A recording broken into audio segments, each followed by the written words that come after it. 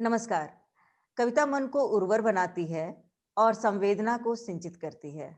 हो भी क्यों ना। मनुष्य जन्म से ही काव्यमय होता है। ये अलग बात है कि कोई अपनी भावनाओं को शब्द दे पाता है और कोई नहीं दे पाता।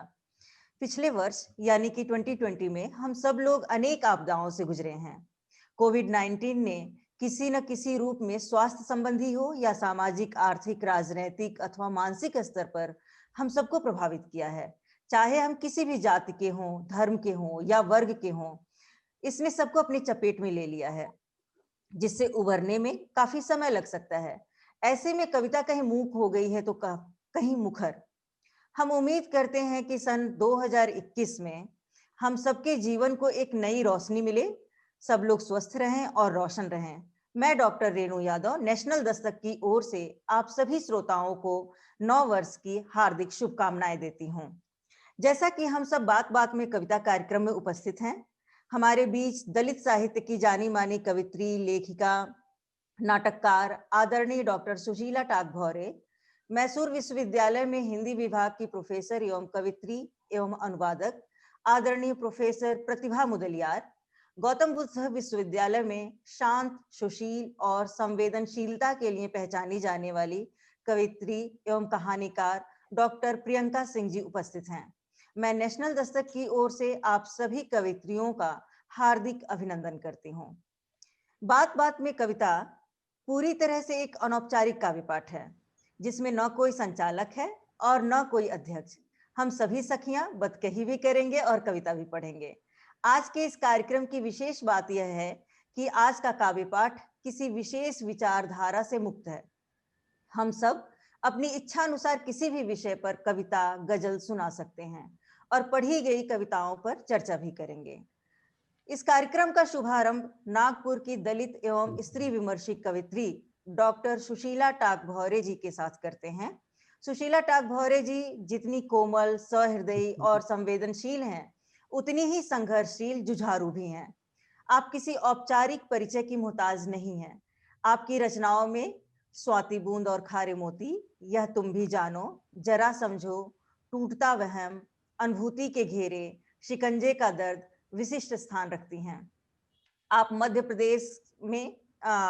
प्रदेश के दलित साहित्य अकेडमी, उत्तर प्रदेश दलित साहित्य अकेडमी, रमणिका फाउंडेशन, समता साहित्य सम्मेलन के साथ साथ अन्य कई रचनाओं से सम्मानित एवं पुरस्कृत हो चुकी हैं। आपकी रचनाएं डॉक्टर भीमराव अंबेडकर की प्रेरणा से मनुष्य में चेतना उत्पन्न करने वाली होती हैं। सीता और सावित्री जैसे चरित्र भी वर्चस्ववादी सत्ता की देन है, यह मानने के साथ आप एक युग चेतना को जन्म देना चाहती हैं। अगर आपके ही शब्दों में आपका परिचय दें तो, मैं अति को विषमता को तोड़कर सहृदयता जगाना चाहती हूँ। मैं अति को विषमता को तोड़कर सहृदयता जगाना चाहती हूँ। क्रौंची की तरह मैं जन्म देना चाहती हूँ युग चेतना को। तो स्वागत है doctor Sushila Takbhaure. Thank you Renu ji. आज बड़ा अच्छा दिन है। बात बात में कविता, क्या बढ़िया मौका है। और मिलने का मौका मिला है प्रियंका सिंह मैडम से और प्रोफेसर प्रतिभा मुदलियार से। ये भी बड़ा अच्छा, मन को खुश करने वाला समय है। जैसा कि हम नए वर्ष में जा रहे हैं, 2020 को छोड़कर अब हम 21 में हैं।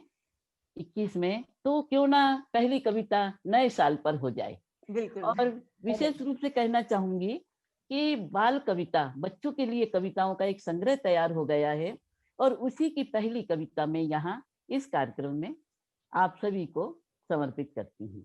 नया साल आया है, नया साल आया है, खुशियां हजार लाया है, सबके मन को खूब लुभाता नया साल आया है।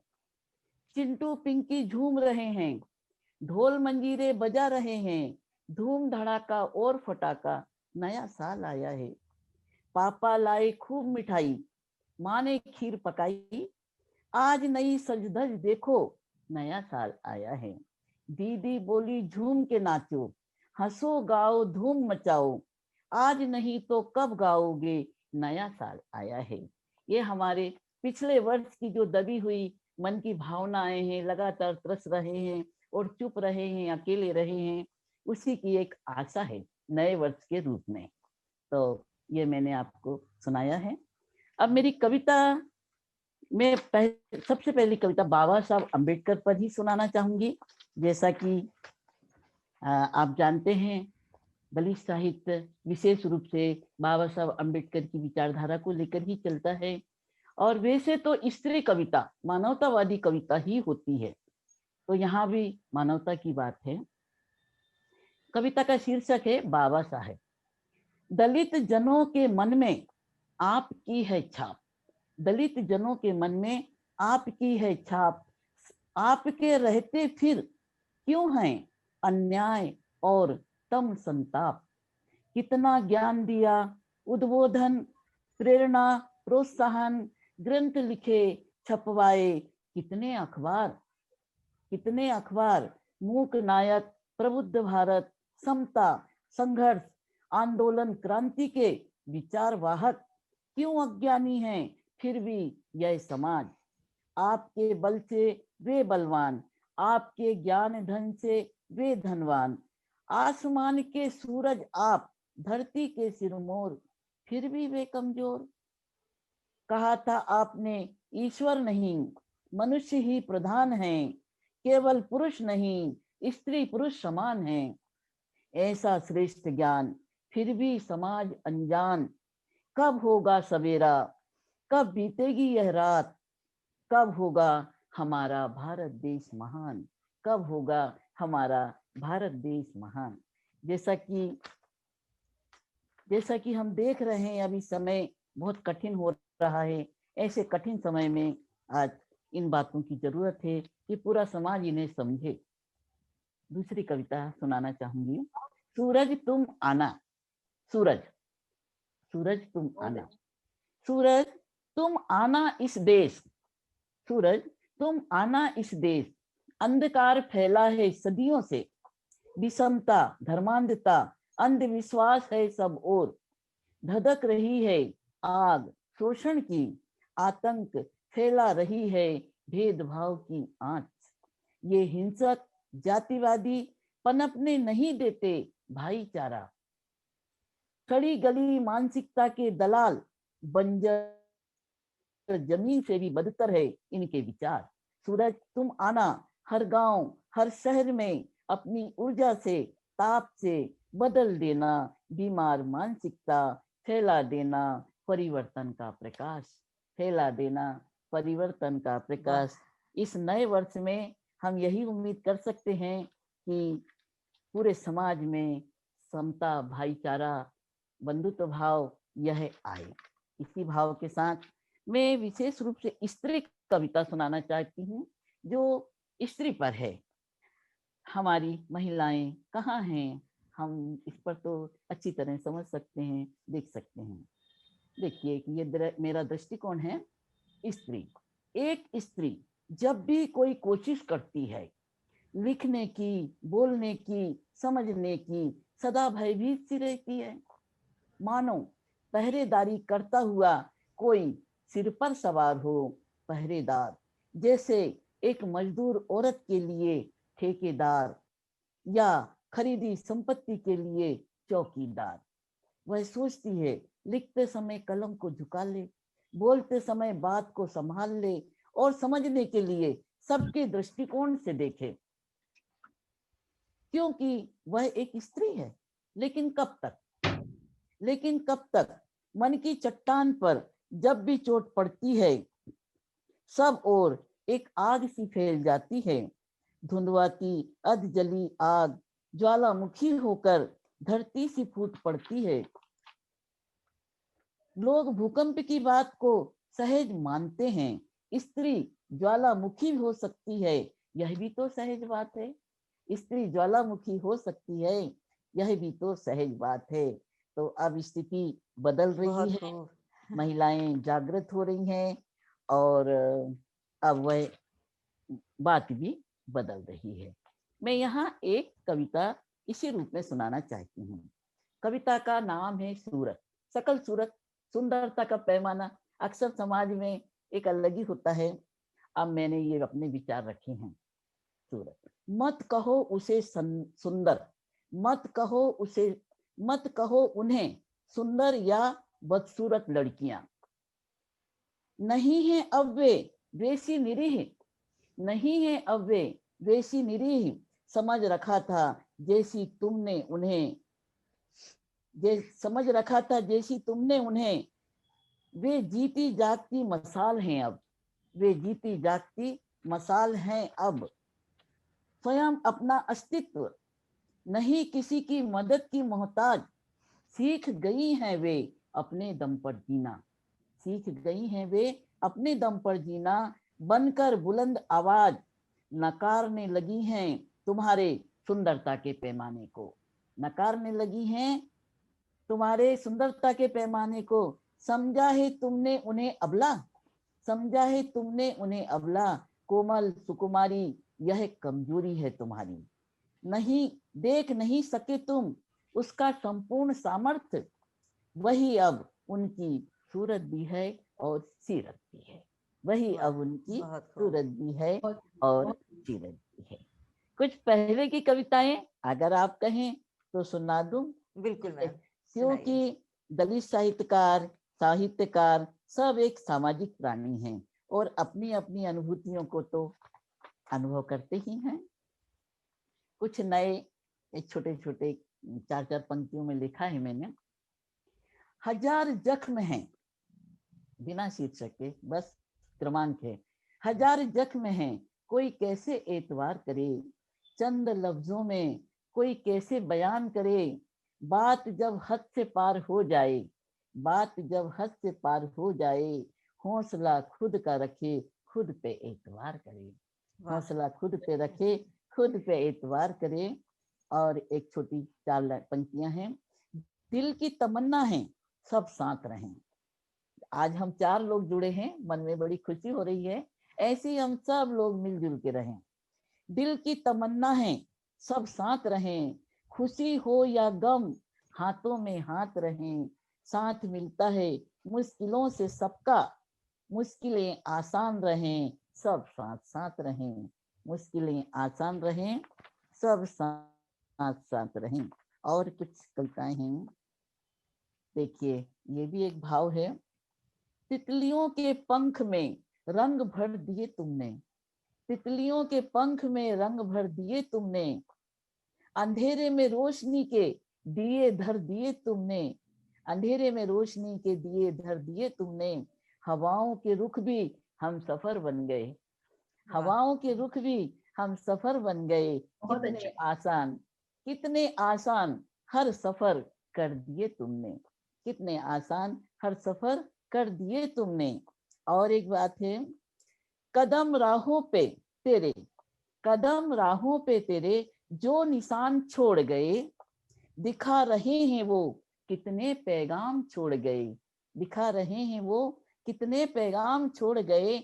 हम भी चलते रहे नक्शे कदम पर देखो, हम भी चलते रहे नक्शे कदम पर देखो। रफ्ता रफ्ता अपने कदम भी निशान छोड़ गए, रफ्ता रफ्ता अपने कदम भी निशान, बहुत सुंदर पंक्तियां छोड़ गई।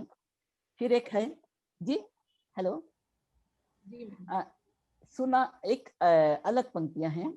सुना के शायरी सोलों को हवा दे दी है, सुना के शायरी सोलों को हवा दे दी है। सोए हुए जख्मों को कैसी दवा दे दी है, सोए हुए जख्मों को कैसी दवा दे दी है। फिर से बेचैन हैं जज्बात कुछ इस तरह, फिर से बेचैन हैं जज्बात कुछ इस तरह। ठहरे दरिया को रवानी की दुआ दे दी है, ठहरे दरिया को रवानी की दुआ दे दी है। बहुत सुंदर, तो बहुत कुछ सुंदर बताएं अगर टाइम हो तो कुछ और भी बात हो जाए। हाँ फिर करेंगे अगले दौर में। हाँ हेलो, सुनाऊं एक और कविता? जी, एक आखिरी अच्छा, कविता। चलिए कुछ अच्छी कठिन सी सुनाती हूँ। देखिए कविता का शीर्षक है दरिया दिल, दिल दरिया। औरत का दिल दरिया है, कविता का शीर्षक है दरिया दिल। औरत का दिल दरिया है, चाहे जब उड़ेलती रहती है आंखों की गागर से सागर, आंखों की वाह। गागर, आंखों की गागर से खारा जल। चाहे जब उड़ेलती रहती है आंखों की गागर से खारा जल। दुख में सुख में हंसते गाते रोते क्षणों में, हाँ, किनारों की रेत सा फैला रहता है जीवन। भावनाओं की हिलोरें भिगोती हैं तन को, फिर भी प्यासा रहता है मन, फिर भी प्यासा रहता है मन। दुखों की धूप ज्यादा है, सुख की दुखों की धूप ज्यादा है सुख की छांव से। सुख छोटी नाव है दुख के सागर में, डगमगाती है, तैरती है, डूब जाती है। दरिया दिल औरत देखती है नाव को डूबते हुए खामोशी के साथ। दरिया दिल औरत देखती है नाव को डूबते हुए खामोशी के साथ। बहुत सुंदर। फिर एक नारीवादी कविता सुना दूं, जैसा कहें। जी जी। नारी हो सकती है कुलभूषण, शीर्षक है नारी। नारी हो सकती है कुलभूषण, नाम रोशन करने वाली कुलदीपक। बेटों को ही कुलदीपक कहा जाता है। नारी हो सकती है कुलभूषण, नाम रोशन करने वाली कुलदीपक। सतत जागरूकता की मसाल, समतावादी हृदय, क्षमता पूर्ण व्यवहार। तुम्हें नमन बार बार, तुम्हें नमन बार बार। तुम ही ला सकती हो सामाजिक समता, स्त्री पुरुष समानता, कन्या भ्रूण हत्या का बहिष्कार। शोषित स्त्री के मानवाधिकार, शोषित स्त्री के मानवाधिकार। संघर्ष यात्रा सफल हो, जीवन ध्येय हो परिपूर्ण। पाकर सानिध्य तुम्हारा, होगा समाज निष्कलंक सौंदर्यपूर्ण। होगा हर जगह उद्घोष तुम्हारा, होगा स्वीकार स्वाभिमान अभिमान। पाएगी हर नारी विश्व में समता सम्मान, पाएगी हर नारी विश्व में समता सम्मान। थैंक यू बहुत रेणु जी। सुंदर, बहुत सुंदर। बहुत सुंदर। यही उम्मीद है कि सभी स्त्रियां सम्मान के साथ इस समाज में जी सकें, और आपकी वो पंक्तियां जो हौसला खुद पर रखें, खुद पर एतबार करें, इस समय की सबसे बड़ी जरूरत है। और आपकी कविताएं काफी मारक और प्रभावशाली भी होती हैं। उम्मीद करते हैं कि इस वर्ष एक ऐसे सूरज का उदय हो जो समता, स्वतंत्रता और सद्भावना का प्रकाश फैला सके। प्रतिभा मैम, कुछ कहना चाहेंगी? हाँ, मैं ये कह रही थी कि सारी कविताएं सुनने के बाद मैं मंत्रमुग्ध हो गई थी। खास करके सुशीला जी की जो स्त्री पर आधारित कविताएं हैं, ये कविताएं स्त्री पक्ष को बताती हैं, उसके जो छिपे हुए सौंदर्य की बात करती हैं, और साथ ही साथ उसके व्यक्तित्व की बात करती है, उसके शोषण की बात करती है। और आज आपने शुरुआत ही नए साल की कर दी, तो मुझे लगता है कि आज की बातचीत का आगाज बहुत अच्छा हुआ है। और मुझे बिल्कुल। लगता है कि बात बात में कविता बनती ही चली जाएगी। बिल्कुल। प्रियंका? जी मैम, बहुत ही मार्मिक कविताएं। और मुझे बाल मनोविज्ञान से जुड़ी जो आपने कविता कही वो भी बहुत अच्छी लगी। जरूरी भी है बच्चों को कविताओं से जोड़ना, क्योंकि मैम आजकल बच्चे मोबाइल, टैबलेट, टीवी, इनकी दुनिया में इतने एक तरीके से मग्न हो गए हैं कि वो भूल गए हैं कि कविता क्या होती है, कहानी क्या होती है। तो बहुत जरूरी है मैम। और जैसे रेनू ने कहा कि हम इस उम्मीद के साथ नए वर्ष में प्रवेश करेंगे कि समानता, बंधुत्व, भ्रातृत्व का एक समाज होगा जिसमें सब समानता की चेतना सबके अंदर आएगी। जी। अब बात बात में कविता को आगे बढ़ाते हैं। अब बात ही हुई है तो बात करते हैं गौतम बुद्ध विश्वविद्यालय की। गौतम बुद्ध विश्वविद्यालय में भारतीय भाषा एवं साहित्य विभाग तथा डिपार्टमेंट ऑफ लॉ में समानांतर रूप से अपनी जगह बनाने वाली मेरी प्रिय सखी डॉक्टर प्रियंका सिंह जी की विशेष रुचि भक्तिकाल, दलित और स्त्री विमर्श में है। आपकी कविताएं एवं शोध आलेख विभिन्न राष्ट्रीय एवं अंतरराष्ट्रीय पत्र पत्रिकाओं में प्रकाशित हो चुके हैं और होते रहते हैं। आपकी भूमिका अंतरराष्ट्रीय जर्नल, माफ कीजिएगा, जर्नल युग शिल्पी सह संपादिका के रूप में रही है।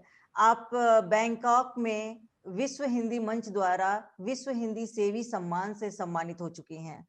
आप संवेदना की कवित्री हैं, यदि कहा जाए तो गलत ना होगा। जरूरी नहीं कि हम क्या लिखते हैं, जरूरी है कि जरूरी नहीं कि हम कितना लिखते हैं, जरूरी है कि हम क्या लिखते हैं। और आपकी कविताएं क्या की ओर इशारा करती हैं, जो मर्माहत घटना से स्वतः स्फूर्त होकर उभर आती हैं। साथी, बिटिया, पिता जैसी संवेदनशील कविताओं के साथ साथ जीवन में उजास ढूंढने की भी कोशिश करते हैं। आपकी कविता से ही आपका परिचय देना चाहूंगी। अंधेरों से बाहर निकल, धूप से रूठो नहीं। अंधेरों से बाहर निकल, धूप से रूठो नहीं, कि जिंदगी इंतजार में बाहें फैलाए खड़ी हैं। वाह तो वाह, हम क्या कविता बात के है। लिए बाहें फैलाए खड़ी हैं। बहुत स्वागत है प्रियंका सिंह जी। धन्यवाद रेणु जी। आप सभी को मेरा सादर नमन और नेशनल दस्तक को आभार, जिसने इतने वरिष्ठ कवित्रियों के समक्ष मुझ जैसे नौसिखियों को काव्य पाठ का अवसर दिया है। ये मेरे लिए वाकई में बहुत गौरव की बात है। पहली कविता जो मैं पढ़ूंगी वह घरेलू हिंसा से पीड़िता की है। हिंसा में सिर्फ फिजिकल एब्यूज ही पीड़ामयी नहीं होता, अपितु वर्बल एब्यूज भी कष्टदायी होता है। बहुत सही बात। तो उसी एक पीड़िता की एक दर्द को इस कविता में बयान किया है। कविता पढ़ती हूँ। काश तलखी ना होती उस दिन तुम्हारी आवाज में, काश तलखी ना होती उस दिन तुम्हारी आवाज में, उस आवाज से प्रेम की मुलायमियत की चाहत थी। वो शब्दों की क्रूरता अंदर तक घायल कर गई, वो शब्दों की क्रूरता अंदर तक घायल कर गई, और वो शब्द एक जोरदार थप्पड़ की तरह झंझना गए। और जैसे हाथ ना उठाकर भी हाथ उठाया तुमने, गुबार तिल मिलाया, ठहरा, बह चला, मन का कोना कोना भीगा, संतप्त हृदय बिलख रोया। और शायद उस दिन, हाँ शायद उस दिन हाथ ना उठाकर भी हाथ उठाया तुमने। वो शब्दों की चुभन अब तक चुभती है, जहन को घायल कर रिसती है। मेरी उलझन ना भाप सके, तुमसे दूर आज खुश हूं, क्योंकि शब्दों का वो लहजा टीस देता है जब तुमने, हाँ शायद जब तुमने हाथ ना उठाकर भी हाथ उठाया। बहुत सुंदर, बहुत बहुत भावुक कर बहुत देने वाली कविताएं। घायल करते हैं शब्द। ये तो हर स्त्री का दर्द है। शिकंजे में फंसी हुई। हम जो अपेक्षा करते हैं वो अपेक्षाएं कहाँ पूरी हो पाती हैं। बिल्कुल सही है। बिल्कुल। तो प्रियंका जी और कुछ कविताएं सुनाइए। हाँ जी। अगली कविता में मैं उन युवाओं से आवाहन कर रही हूँ जो नशे के गर्त में गिरे हुए हैं। अपने आसपास बहुत लोगों को देखा जो नशे के गर्त में बिल्कुल गिरे हुए हैं। उन्हें अंधेरे से निकालकर रोशनी में लाने की चेष्टा ये कविता करती है। वह छोटा था, वह छोटा था, माँ बाप को भिड़ते देखता था, बहुत अकेला सहमा सा वह रात में गुपचुप रोता था। माँ ने दूसरा विवाह कर लिया, पिता ने नौकरी में खुद को झोंक दिया। उसने न माँ को चुना न पिता को, बल्कि नशे को चुन लिया। नशा कब उसकी लत से जिंदगी बन गई पता न चला।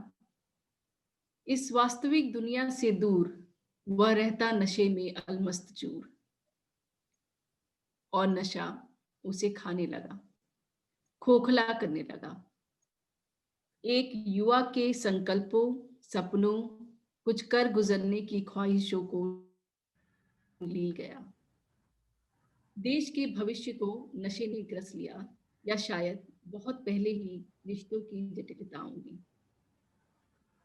नशे से बचाओ खुद को, यह जीवन नहीं नरक है, सुलझाव नहीं बिखराव है।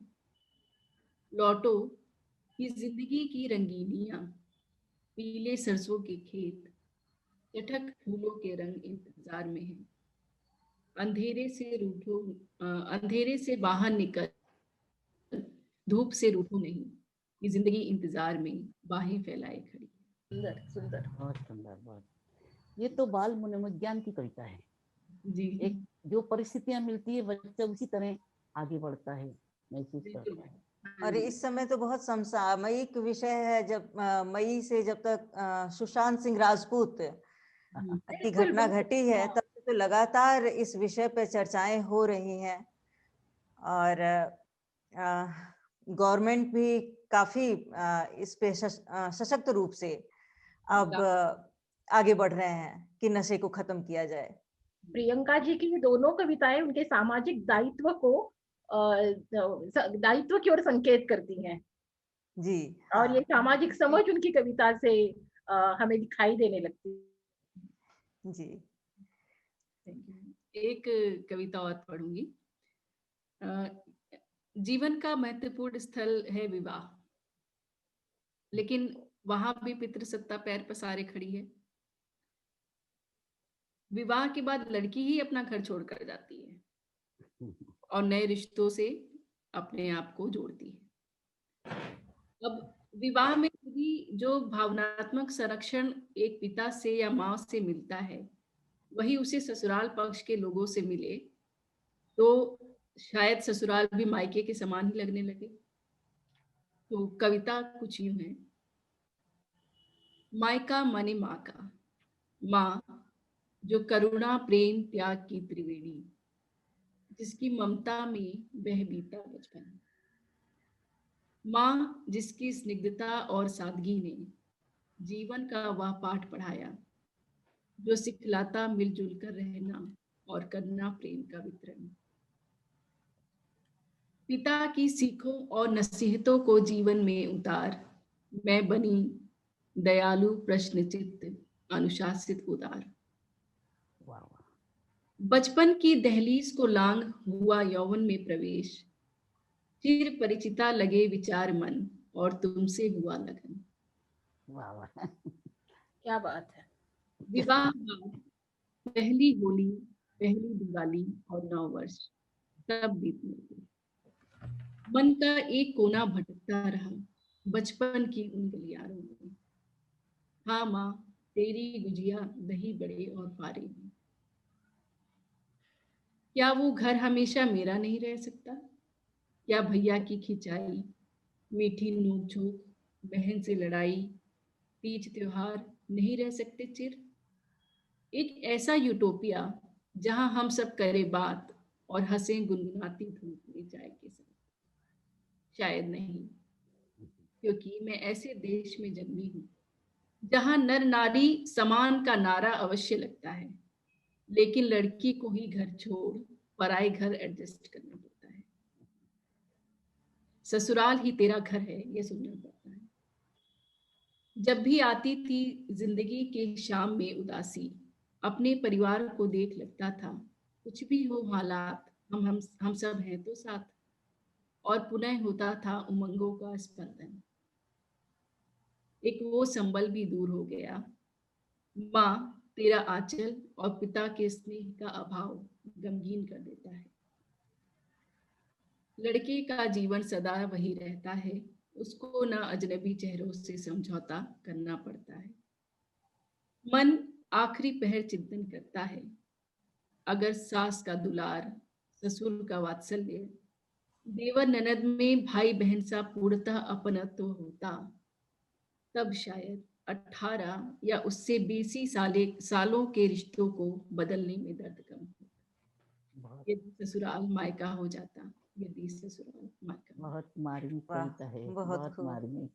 हमारा दिल भी भावुक हो गया सुनकर। वो पुराने दिन याद आ गए। बहुत सुंदर कविताएं हैं। ससुराल अगर मायका हो जाता तो फिर लड़कियां दुखी ही क्यों रहती हैं? सही बात है एकदम। जो वो बात है ना मैम कि बेटी बहू नहीं ले जा रहे हैं, बेटी ले जा रहे हैं, तो इसको चरितार्थ करना आवश्यक है। हाँ, जी विस्थापन की जब तक जिंदगी रहेगी, चाहे वो स्त्री के हिस्से में आए या पुरुष के हिस्से में आए, तब तक तो दुखी, जिसके भी हिस्से में आए वो दुखी रहेगा। अगर पुरुष भी ससुराल जाएंगे तो वो भी दुखी रहेंगे। तो विस्थापन यहाँ पर स्त्री का हो रहा है, और एक ही समय में स्थापित और विस्थापित दोनों होती है लड़की। ये इस वजह एक से हाँ, दुख ज्यादा बढ़ जाता है। दुख होता है, विस्थापन से ही दुख निर्माण होता है। दुख है, लेकिन एक हमारा सोच विचार भी डेवलप होता है। जैसे छोटी लड़की है, उसका शोषण है, वो चुप है। एक लड़की बड़ी होती है, वह विरोध करती है। फिर और बड़ी है, सबल हो गई है, तो विद्रोह करती है। तो हम उस स्टेज पर आगे बढ़े और अपनी बेटियों को, बहनों को ये संदेश दें कि तुम कमजोर नहीं, रोना नहीं, अपने दम पर जीना है, तो ज्यादा अच्छा होगा। प्रियंका जी की कविताएं बहुत भावुक करने वाली हैं। हर उस लड़की की जो कई सपने लेकर एक नई जिंदगी शुरू करती है, और जब उसे अपनी अपेक्षाओं के बदले ठोकर मिलती है या चोट लगती है, तो मन बड़ा दुखी होता है। वही बातें कविताओं में आती हैं। बहुत सुंदर। कोई और कविता सुनाना चाहेंगे या फिर आगे बढ़ाएं कार्यक्रम को? आगे बढ़ते हैं।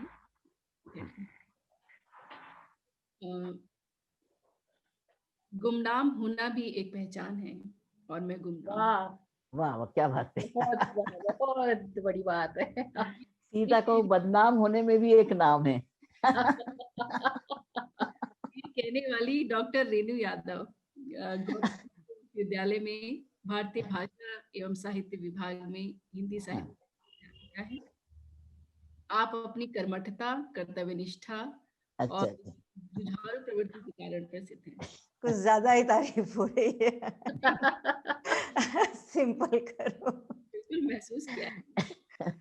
आपकी कविताएं आज के पूरे नारी समाज की व्यथा कथा का प्रभावशाली चित्रण करती हैं। आपने विवाह, सतीत्व, वैधव्य, भूख, सरोगेसी, यौन शोषण और ब्रेस्ट कैंसर जैसे दुरूह मुद्दों पर अपनी कलम चलाई है। आपकी मैं मुक्त हूँ काव्य संग्रह तथा अन्य और पुस्तकें प्रकाशित हो चुकी हैं। आपकी स्त्री विमर्श पर केंद्रित कहानियां, कविताएं एवं शोधात्मक आलेख विभिन्न पत्र पत्रिकाओं में प्रकाशित हो चुकी हैं। इसके साथ ही आप स्तंभ लेखन का कार्य भी कर रही हैं। आपको भारतीय दलित साहित्य अकादमी द्वारा तथा सृजन सम्मान बहुआयामी सांस्कृतिक संस्थान द्वारा तथा अन्य और पुरस्कारों से भी सम्मानित किया जा चुका है। बहुत लंबी लिस्ट है, तो यहाँ पे नाम नहीं ले पाऊंगी। आपके द्वारा रचित पंक्तियों को बोलकर मैं अनुरोध करती हूँ कि आप काव्य पाठ के लिए आए। भूख कई प्रकार की होती है, सत्ता की, दौलत की, इज्जत की, शोहरत की, सेक्स की। लेकिन एक भूख ऐसी होती है जिसके लगने के बाद अन्य सभी भूख बेमानी हो जाते हैं। आपका धन्यवाद प्रियंका। आप इसके बाद तो मैं क्या कहूँ, कुछ भूख की कविता से आपने उदाहरण दिया है, तो मैं भूख पर एक और कविता सुनाती हूँ।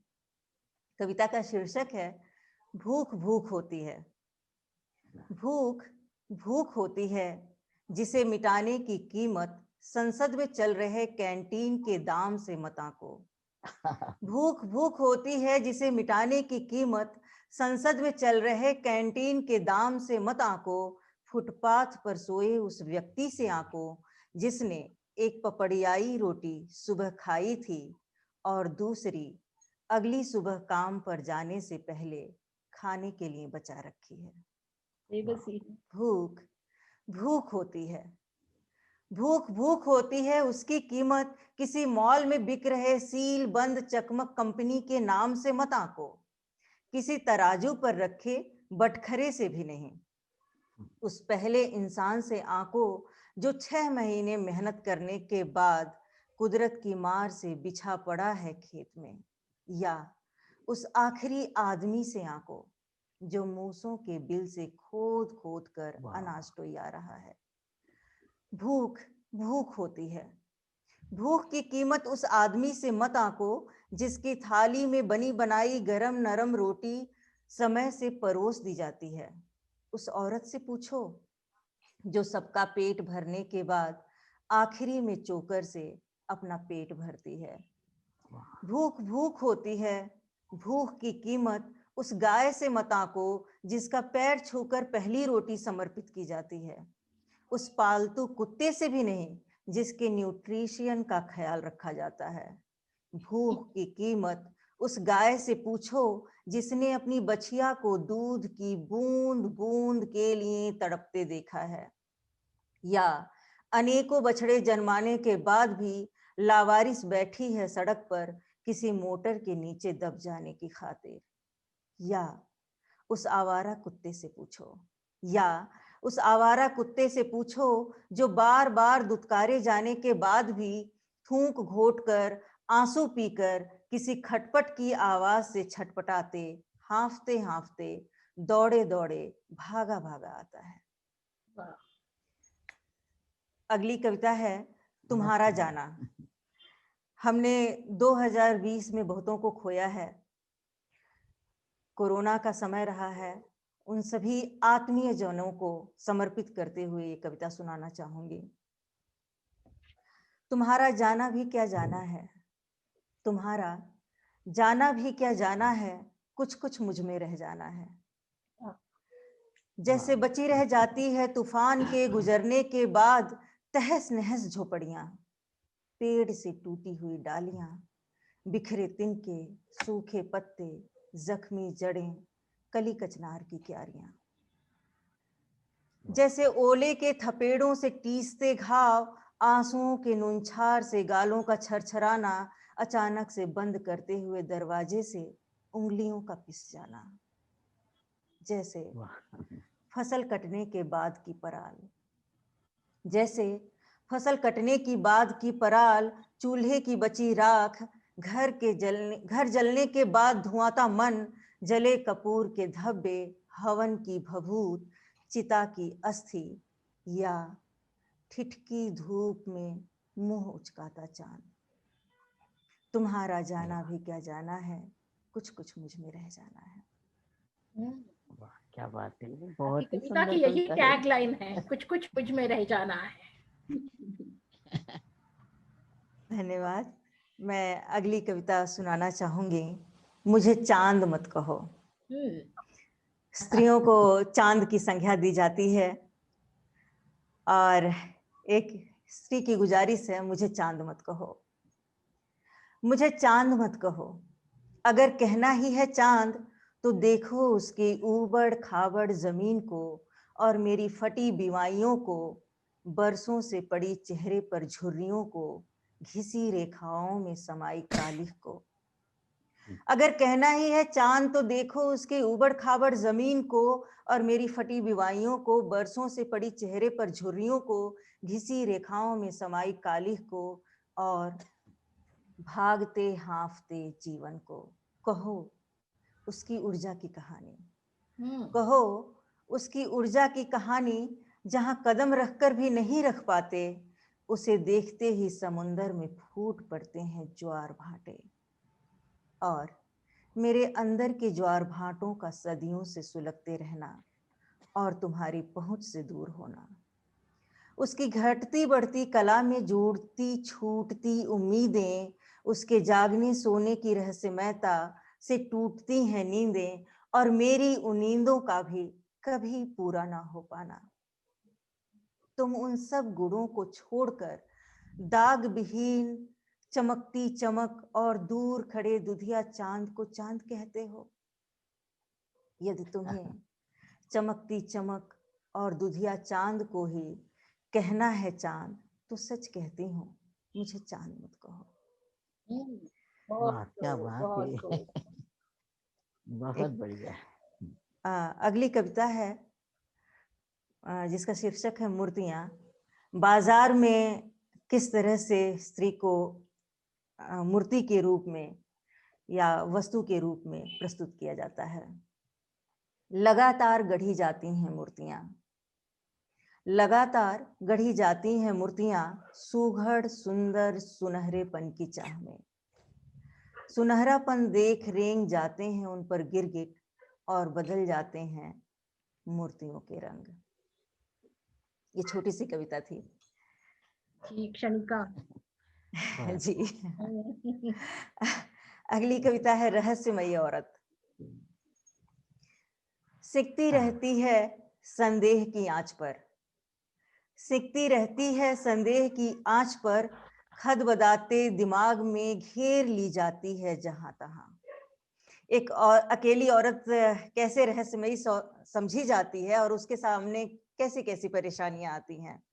सिकती रहती है संदेह की आंच पर, खदबदाते दिमाग में घेर ली जाती है जहां तहां, ढाक तोप कर रखने की चाह में, कभी भक से तो कभी भभक कर, कभी भक से तो कभी भभक कर जलती बुझती है।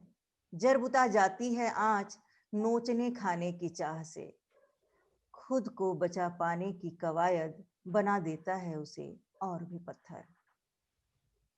चमक दुनिया से छुपकर बना लेती है गर्म रेतीली खोह, चकमक दुनिया से छुपकर बना लेती है गर्म रेतीली खोह, जिसमें से निकलते हैं रह रहकर लाल लाल लावे, कभी बह जाती है नदी बनकर नगर के नीचे पाताल लोक में, तलाशती है अपना खोया वजूद। खोह और पाताल के आलोक में रहस्य में बन जाती है स्वयं भी रहस्यमयी। बिछा लेती है मकड़ी का जाल, ओढ़ लेती है लौह चादर, पारदर्शी होते हुए भी पारदर्शिता हो जाती है बाधित। दूरबीन के दृश्य पटल पर बिछी होती है, कैसे लोग नजर रखते हैं। दूरबीन के दृश्य पटल पर बिछी होती है व्यंग पुष्पों की शैया, दृष्टि बाण की नोक पर सदा चला करती है अकेली रहस्यमयी औरत। खूब, बहुत खूब। क्या बात है, बहुत ऊंचाइयां हैं और बहुत धन्यवाद। गहराइयां हैं। दोनों एक साथ हैं। एक साथ। धन्यवाद। भक से बहुत जी। एक बहुत आखिरी कविता निखार आ गया सुनाना तुम्हारी चाहूंगी। कविता में। जी मैम, आप कुछ कह रही हैं। मैंने कहा रेणु जी आपकी कविता में अब बहुत निखार आ गया है। धन्यवाद मैम, आप सबका आशीर्वाद है। बहुत खूब, बहुत खूब। बहुत अच्छी कविताएं हैं। एक आखिरी कविता सुनाना चाहूंगी, अस्तित्व। क्या तुम मुझे रोटी पर लगा पैथन समझते हो? क्या तुम मुझे रोटी पर लगा पैथन समझते हो? जब चाहा मेरे नाम की मुहर लगा खुद अच्छे बन गए। शायद तुम्हें नहीं पता, शायद तुम्हें नहीं पता, जब लोई पैथन में लपेट कर बेली जाती है, तब सबसे अधिक दर्द पैथन को होती है, जो बेलन से गींज दी जाती है। फिर वह झड़कर चौकी के चारों ओर छितरा जाती है और तुम्हें तुम्हारा अस्तित्व दे जाती है। शायद तुम्हें नहीं पता, शायद तुम्हें नहीं पता, जब पैथन झड़ने से बच जाती है, वह तवे पर रोटी से पहले जलती है और तुम्हें जलाने से बचाती है। शायद तुम्हें नहीं पता, रोटी से पेट भर जाता है, लेकिन पैथन बुहार कर फेंक दी जाती है। सुंदर, सच बताना, बहुत अच्छा प्रतीक। क्या सच दृष्टांत बताना, है, क्या प्रतीक है, क्या क्या तुम बिंब मुझे है। पैथन ही समझते हो? हाँ। सच बताना, सच सच बताना, क्या तुम मुझे पैथन ही समझते हो? क्या अस्तित्व है कविता में, वाह। मैं बहुत पूछती हूँ, शाबाश। मैं पूछती हूँ वो कौन है जो हमें पैथन समझता है? मौका नहीं देना ये चाहिए। हम सब जानते हैं। ऐसा सच जो बताया नहीं जा रहा है, लेकिन सब जानते हैं। जिसके जाल में हम लोग इस तरह से फंसे हुए हैं कि जाल काटने के लिए हमारे दांत कोट हो जा रहे हैं, लेकिन जाल कट नहीं रहा। होता यह है कि ऊपर से कुछ नजर नहीं आता, लेकिन अंदर जो गहरी चोट होती है, गहराई तक जो हमें उससे पीड़ित करती है, ये भावना हर नारी के दिल में होती है। बस यही है कि कोई व्यक्त करता है, कोई नहीं करता है। बिल्कुल। तो कार्यक्रम को आगे बढ़ाते हुए मैं मैसूर विश्वविद्यालय के हिंदी विभाग को अपने ज्ञान से समृद्ध करने वाली प्रोफेसर प्रतिभा मुदलियार मैम को आमंत्रित करती हूँ। प्रोफेसर प्रतिभा मुदलियार अत्यंत भावुक एवं वर्चस्ववादी सत्ता द्वारा निर्धारित लीक से हटकर चलने वाली महिला हैं। अपने कर्तव्यों के निर्वहन के लिए व्यक्तिगत सुखों को बलि देने वाली तथा अत्यंत सूझबूझ से बिना कुछ कहे ही अपनी पूरी सहृदयता संवेदना निछावर कर देना आपकी विशेषता है। समाज सेवा के अलग अलग तरीके होते हैं, सब समर्पित करना और उफ न करना आपका तरीका है। आपने सच ही कहा है कि स्त्री करती है भावना का निवेश रिश्तों में और उम्र भर रीसती रहती है किस्तों में। आप राष्ट्रीय पुरस्कार, सारस्वत पुरस्कार, हिंदी रत्न, लाल बहादुर शास्त्री पुरस्कार, नारी उजागरण पुरस्कार सहित कई सम्मानों एवं पुरस्कारों से पुरस्कृत एवं सम्मानित हो चुकी हैं। आपका काव्य संग्रह हाशिए पर प्रेम के वेदी पर स्त्री को रखी गई हाशिए की संवेदना को व्यक्त करती है। शुरुआती दौर की आपकी कविताएं थोड़ी प्रेम परक, थोड़ी सूफियाना अंदाज में रहीं, पर अब विरोधात्मक स्वर स्पष्ट दिखाई देता है। खामोशी को छेड़ा न करो, खामोशी बारूद बहन करती है। कितनी अच्छी लाइन है। तो मैं इस खामोशी को छेड़ते हुए काव्य पाठ के लिए आमंत्रित करती हूँ प्रोफेसर प्रतिभा मुदलियार मैम को। बहुत बहुत धन्यवाद। स्वागत है।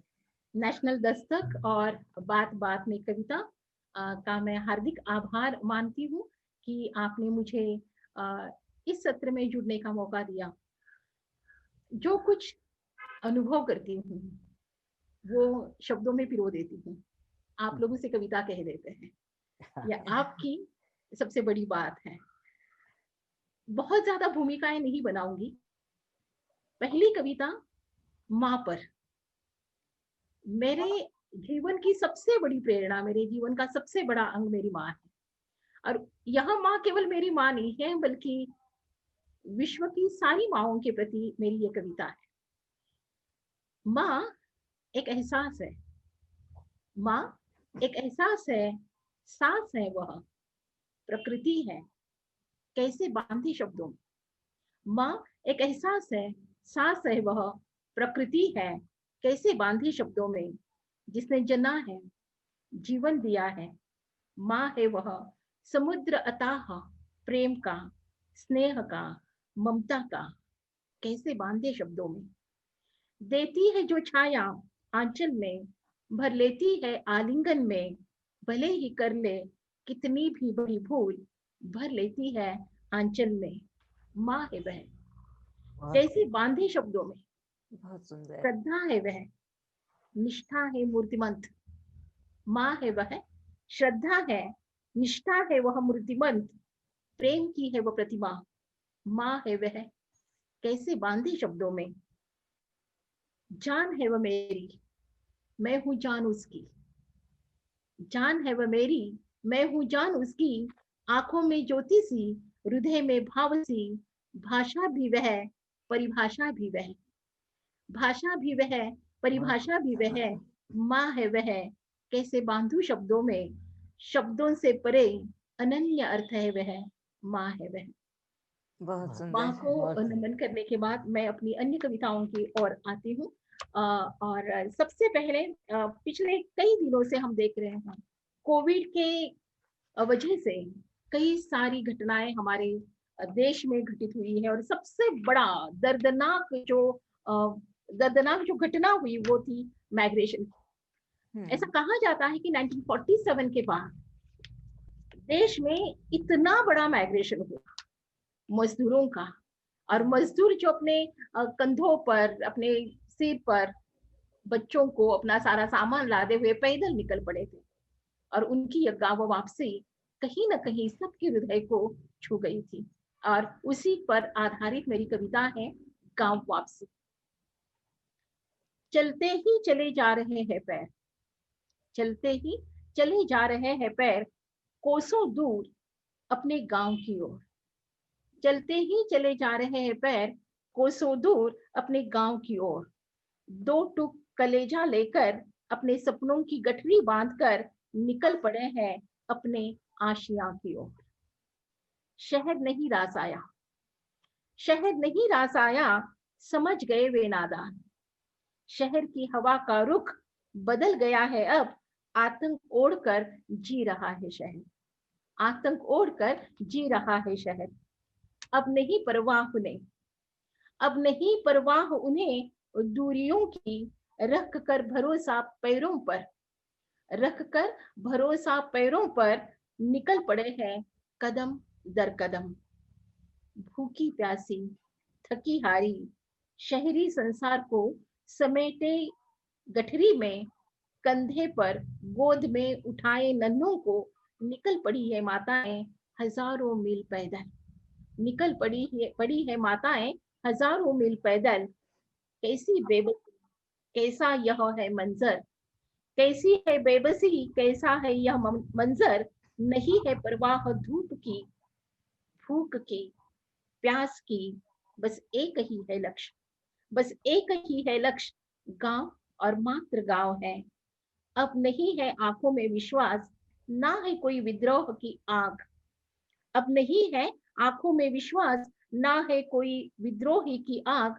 बढ़ता कारवां यह कदमों का, बढ़ता कारवां यह कदमों का, 21वीं सदी का बेबस पैदल इतिहास लिखते चला जा रहा है।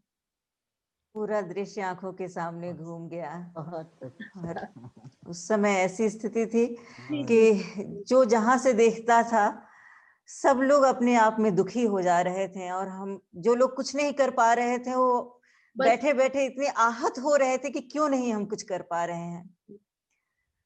इसी दौरान एक बहुत बड़ी घटना अमेरिका में हुई थी, आप लोगों को याद होगा, जॉर्ज फ्लाइड की। जॉर्ज फ्लाइड का गला घोट कर उसको मारा गया था। हाँ उस घटना पर आधारित मेरी ये कविता है।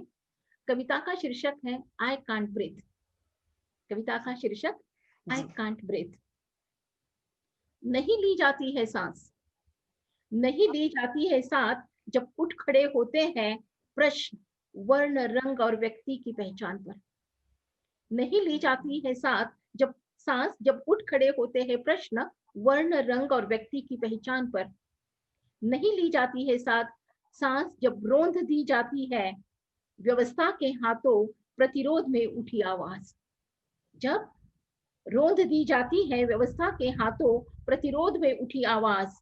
नहीं ली जाती है सांस जब तोड़ दिए जाते हैं पैरों तले हक के लिए उठे हाथ। नहीं ली जाती है सांस जब तोड़ दिए जाते हैं पैरों तले हक के लिए उठे हाथ। नहीं ली जाती है सांस जब गर्दन पर कस दिया जाता है सत्ता का घुटना। नहीं ली जाती है सांस जब गर्दन पर कस दिया जाता है सत्ता का घुटना। नहीं ली जाती है सांस जब व्यवस्था के बाशिंदे महज कुछ सिक्कों के खातिर, महज कुछ सिक्कों के खातिर घोटने लगते हैं गला और तत्पर हो जाते हैं अनायास दोहराने क्रूर बर्बर इतिहास। जॉर्ज फ्लाइड, जॉर्ज फ्लाइड, तुम्हारी घुटी सांस के साथ घुट रही है सांसें सबकी। जॉर्ज फ्लाइड, तुम्हारी घुटी सांस के साथ घुट रही है सांसें सबकी। रच रहा है वर्तमान शब्द शिल्प तुम्हारे जरिए, रचता रहेगा श्वास लेख until we breathe। श्वास लेख until we breathe। सचमुच बहुत मार्मिक कविता है। एक कविता हमने माँ की देखी थी, लेकिन आज का जैसे प्रियंका ने नशे वाली बात कही थी और एक युवा वर्ग की मानसिक दशा को व्यक्त किया था। मेरे सामने मेरी बेटी है जो मेरे साथ रहती है, तो उसके और मेरे बीच में जो एक फासले निर्माण होते हैं, ना केवल मेरे और उसके बीच नहीं बल्कि एक जनरेशन गैप जब आ जाता है तब किस प्रकार की भावना हमारे मन में निर्माण होती है। तो उसी को मैंने इस कविता में पिरोने का प्रयास किया है। कविता का शीर्षक है फासले। एक सवाल उठता है मन में, एक सवाल उठता है मन में, क्यों नहीं जुड़ पाती तुमसे, तुम्हारी उम्र से, तुम्हारे तर्क से। गुजरी भी तो गुजरी भी तो हूं आयु के इस मोड़ से, फिर फासले इतने सारे क्यों हैं, फिर फासले इतने सारे क्यों हैं। तेरा नटना तेरा सवरना, तेरा नटना तेरा सवरना, तेरा मुस्कुराना, तेरा झूम जाना, तेरा मुस्कुराना, तेरा झूम जाना मेरी खुशी का बहाना है। तेरा नटना, तेरा संवरना, तेरा मुस्कुराना, तेरा झूम उठना मेरी खुशी का बहाना है। फिर फासले इतने सारे क्यों हैं? तेरी हंसी, तेरी रुलाई, तेरी हंसी, तेरी रुलाई, तेरी रुसवाई, तेरी नाराजगी, तेरी हंसी, तेरी रुलाई, तेरी रुसवाई, तेरी नाराजगी मेरी जिंदगी का सबब है, मेरी जिंदगी का सबब है। फिर फासले इतने सारे क्यों हैं? जिंदगी का नजरिया तेरा, जिंदगी का नजरिया तेरा मेरे नजरिए से जुदा है। जिंदगी का नजरिया तेरा मेरी जिंदगी से, मेरे नजरिए से जुदा है, जिसमें कुछ ऐसा है जो मेरी पीढ़ी का नहीं है, जिसमें कुछ ऐसा है जो मेरी पीढ़ी का नहीं है। इंसानी परख तेरी न्यारी है, इंसानी परख तेरी न्यारी है, मेरी पीढ़ी में बस यही नहीं है, मेरी पीढ़ी में बस यही नहीं है। तर्क तेरा जमीनी है, तर्क तेरा जमीनी है, मेरा शायद आसमानी। वाह वाह, क्या तर्क बात तेरा है। जमीनी है, मेरा शायद आसमानी। तेरे तर्कों पर नाराजगी और चुप्पी मेरी, तेरे तर्कों पर नाराजगी और चुप्पी मेरी, जिस पर तेरी मौन की मुहर पड़ती है भारी, जिस पर तेरी वाह, क्या मौन बात। की मुहर पड़ती है भारी। तेरे जीवन के कुछ वसंत पर, तेरे जीवन के कुछ वसंत पर मेरे जीवन के ग्रीष्म बारी है। तेरे वाह तेरे वाह, क्या जीवन के बात कुछ है। वसंत पर मेरे जीवन के ग्रीष्मवारी है। तेरी उम्र और मेरी आयु में, तेरी उम्र और मेरी आयु में समय सलील की धारा है, तेरी उम्र और मेरी आयु में समय सलील की धारा है। हाथों में हाथ है, हाथों में हाथ है, फिर फासले इतने सारे क्यों हैं? वाह, क्या बात हाथों है। में हाथ है, फिर फासले इतने सारे क्यों हैं? ये सभी माँओं के सवाल हैं। जी। एक कविता जो मैं पढ़ ही देती हूँ, कविता की जी पृष्ठभूमि नहीं बनाऊंगी। कविता का शीर्षक यशोधरे। यशोधरे कब तक, यशोधरे कब तक, कब तक खोजोगी सांसें, यशोधरे कब तक खोजोगी सांसें महल के इन चार दीवारों में। यशोधरे कब तक खोजोगी सांसें महल के इन चार दीवारों में। आंसू की हर बूंद पर करेगा, आंसू की हर बूंद पर करेगा प्रश्न प्रतिप्रश्न राहुल, आंसू की हर वाह। बूंद पर करेगा प्रश्न प्रतिप्रश्न राहुल। गौतम सा फिर कोई, गौतम सा फिर कोई सोते हुए छोड़ जाएगा, त्याग परित्याग पर कहलाएगा तथागत युग दर युग, त्याग परित्याग पर कहलाएगा तथागत युग दर युग। यशोधरे पार्श्व में प्रतिमा सी खड़े रहना अब इतिहास बन चुका है, यशोधरे पार्श्व में प्रतिमा सी खड़े रहना अब इतिहास बन चुका है। और अब तुम्हें नए इतिहास की नींव डालनी है, अब वाह, तुम्हें क्या नए इतिहास की नींव डालनी है। इसीलिए उठो जागो तोड़ो, इसलिए उठो जागो तोड़ो, लांघो लांघो देहरी की प्रतीक्षारत है वर्तमान एक नया इतिहास बनाने, प्रतीक्षारत है वर्तमान एक नया इतिहास बनाने। वाह। मेरे पास कुछ और टाइम है क्या? जी जी जी। जी। अच्छा, एक थोड़ी सी ये कविता जो मैं कह सकूं कि थोड़ा सा दार्शनिक स्पर्श देने का प्रयास है। जीवन यात्रा कविता का नाम है। मैं नहीं जानती जीवन स्मृति लेख है या खंडहर, उत्सव है या यज्ञ, मैं नहीं जानती जीवन स्मृति लेख है या खंडहर, उत्सव है या यज्ञ। जब भी कोई स्मृति क्षण, जब भी कोई स्मृति क्षण अनायास जीवन पथ पर पैरों के नीचे आता है, अनायास जीवन पथ पर पैरों के नीचे आता है, लगता है कोई भाव दब गया हो, लगता है कि कोई भाव दब गया हो। भाव का आहत होना, भाव का आहत होना जीवन की हत्या सा लगता है, भाव का आहत होना जीवन की हत्या सा लगता है। मेरे लिए जीवन दिशाओं पर जाकर अस्त होने वाला दिन नहीं है। मेरे लिए जीवन दिशाओं पर जाकर अस्त होने वाला दिन नहीं है। वह तो अहोरात्र निरंतर एक साधना है, स्मृति साधना। वह तो एक निरंतर साधना है, स्मृति साधना। जब भी कोई विगत घटना जब भी कोई विगत घटना चमगादड़ की भांति पंख फैलाकर चमगादड़ की भांति पंख फैलाकर फड़फड़ाने लगता है आत्मा जीवन की कैद से उड़ान भरना चाहती है। लगता है आत्मा जीवन की कैद से उड़ान भरना चाहती है। जीवन का तब न आकाश होता है न कोई जमीन। जीवन का तब न आकाश होता है न कोई जमीन। मेरे लिए जीवन निरंतर धसता खंडहर भी है। मेरे लिए जीवन निरंतर धसता खंडहर भी है, एक उजड़ा खंडहर। कभी कभी कोई दिन फूल सा भी खिलता है। कभी कभी कोई दिन फूल सा भी खिलता है, सुगंध बिखेरता आमंत्रित करता है। तब लगता है कोई पुण्य ही दिन बन आया है। बहुत सुंदर। लगता है कोई दिन पुण्य बन ही आया है।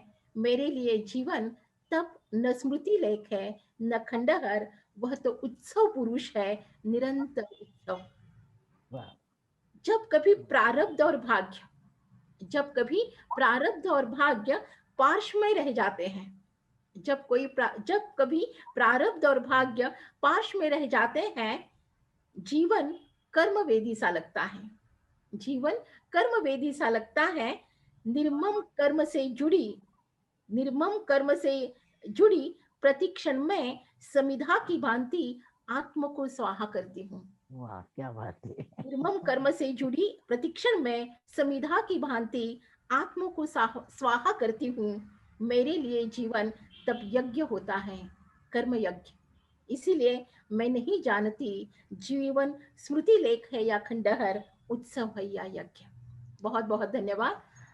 वाह, कर्म यज्ञ के रूप में ही आपकी पहचान हुई थी जब मैं आपसे मिली थी। और आपकी कविताएं सामाजिक चेतना, व्यक्तिगत पीड़ा और दार्शनिक, ये सभी मिलकर संवेदना का विस्तार करती हैं। बहुत सुंदर कविताएं। धन्यवाद। सुशीला मैम, बहुत ऊंचाई तक पहुंची हुई कविताएं हैं, और मैडम का जो सोच है, जो विचार है, जो उनकी जानकारी है, वह भी बहुत ऊंचाई का है। तो इस तरह की कविताएं आना स्वाभाविक है। लेकिन फिर भी हमारे देश की कितनी प्रतिशत महिलाएं इतना सब सोच पाती हैं, समझ पाती हैं या यहाँ तक पहुंच पाती हैं? मैं देखती हूँ अपनी 90% उन महिलाओं को जो आज भी अपनी वेदना को अपनी शब्दों में कह रही हैं या अपनी रचनाओं में दिखा रही हैं। उन्हीं के लिए मेरे पास एक बड़ी सुंदर सी छोटी सी एक लंबी सी कविता है। लेकिन अभी शायद समय की बात अलग है। जी मैम, सुना दीजिए, ये कविता सुना दीजिए। नहीं, सुनाइएगा, प्रियंका, बहुत अच्छा रहेगा। प्रियंका सिंह जी से पहली मुलाकात यहाँ रेणु जी ने करवा दी है। रेणु जी से तो पहले हो गई थी मुलाकात हमारी, जब वो 10 कवियत्रियों पे PhD कर रही थी। 6 कवित्रियां। और अब उन 6 से भारी पड़ गई हैं। बड़ी अच्छी कवियत्री बन गई हैं। आप सबका आशीर्वाद है और हम आपके पीछे ही हैं, और आप सबके आशीर्वाद और प्रेरणा से ही लिखना शुरू किए हैं। तो उन सभी स्त्रियों को, लड़कियों को जो अभी अपनी सबलता नहीं पा रही हैं या इस चेतना से अभी इस चेतना को अभी तक नहीं पा सकी हैं, उनके लिए एक संदेश के रूप में मेरी ये कविता है। नारी शक्ति पहचान लो। आज प्रतिभा मुदलियार जी को देखकर मुझे लगता है नारी कभी किसी से कम नहीं है, हो ही नहीं सकती। लेकिन मगर क्यों हमारी बेटियां अभी भी अपने आप को कमजोर महसूस करती हैं? तो चाहे रेणु हो, चाहे प्रियंका जी, अब कविताओं में वेद नहीं, विद्रोह की भावना होना चाहिए। तो अभी मैं इसी भाव से कुछ अपनी पंक्तियां बताना चाहती हूँ। नारी शक्ति पहचान लो। जन्म से जिसको नकारा वह शिशु संतान है। जन्म से जिसको नकारा वह शिशु संतान है। फिर भी हम हैं सृजन करता जिससे विश्व महान है। बीत चला वह समय चक्र भी, जिसके दमन से त्रस्त हम थे। आज हम मनवा चुके हैं, बेटियां भी प्राण हैं, बेटियां भी प्राण हैं। हम भला अबला रहे क्यों, हम भला अबला रहे क्यों, जब सबलता अधिकार हो। नारी शक्ति पहचान लो। सबसे पहले तो अपने आप को ही पहचानना है। हम नहीं प्रस्तर की प्रतिमा, हम नहीं प्रस्तर की प्रतिमा, हम नहीं रंगों की रेखा, हम हैं वह शक्ति अनोखी, जो सदा से मान्य थी, जो सदा से मान्य थी। समझे सब गौरव हमारा, जिंदगी की राह में हो सके उत्सर्ग हम भी, सबके हित की चाह में। दे सके जीवन जगत को, मन के भाव महान हो। नारी शक्ति पहचान लो। छल कपट को दूर कर हम एकता के बीज बोएं, स्वार्थ की मरुभूमि में प्रेम की सरिता बहाएं। हम कलम को कर सकें झनकारमय, मूक अक्षर दे सकें संदेशमय। जड़ जगत में चेतना संचार कर, दे सके हम मूक मानव को भी स्वर, दे सके हम मूक मानव को भी स्वर।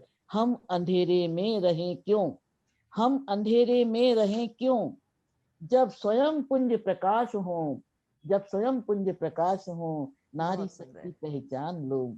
मूढ़मती जो भ्रमित है, मूढ़मती जो भ्रमित हैं, विषमता के भौर में रास्ता उनको दिखाएं, समता दृष्टि ज्ञान से। मूक नारी मधुर दर्शना, मूक नारी मधुर दर्शना, रूप बदले आज हम, सिंह गर्जना भी करें लोक के कल्याण में, सिंह गर्जना भी करें लोक के कल्याण में। हम नहीं पीछे किसी के, हम नहीं पीछे किसी के, इसका सदा अभिमान हो, इसका सदा अभिमान हो। नारी शक्ति पहचान लो। ये कविता विशेषकर नारी जगत को समर्पित है, क्योंकि आज जो महिला विमर्श चल रहा है उसकी जरूरत है, और वह सबलता नारियों में अभी तक आ ही नहीं सकी है। नारी शोषण अभी भी हो रहा है, इसका अंत होना चाहिए। चाहे दलित शोषण हो, नारी शोषण हो, सबको खत्म करके समाज में समानता हो। इसी बात की अपेक्षा के साथ हम नए वर्ष का स्वागत करेंगे और उम्मीद करेंगे कि अगला आने वाला हर वर्ष स्त्रियों के लिए एक नया उदय हो और समानता सद्भावना का प्रसार हो, संचार हो। आज 9 वर्ष के अवसर पर आप सबने समय निकालकर कविता के माध्यम से समृद्ध किया। आप सभी कवित्रियों को तथा दर्शकों को नेशनल दस्तक टीम की ओर से धन्यवाद और 9 वर्ष मंगलमय हो। आप सभी स्वस्थ रहें, सुखी रहें और प्रसन्न रहें। धन्यवाद। नमस्कार। और प्रियंका जी, ओके।